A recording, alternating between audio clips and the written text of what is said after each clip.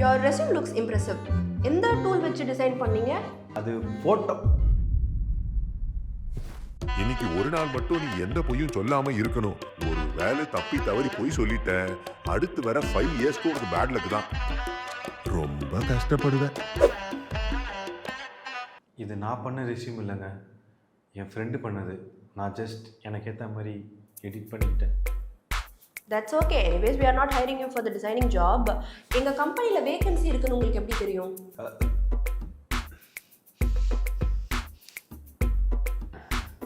இது நான் அட்டன் பண்ண வேண்டிய இன்டர்வியூ இல்லைங்க, என் ஃப்ரெண்டு அட்டன் பண்ண வேண்டிய இன்டர்வியூ. அவனுக்கு ஆல்ரெடி வேலை இருக்குது, அதான் அவனை பாத்ரூம்லேயே வச்சு கூட்டிகிட்டு நான் வந்துட்டேன்.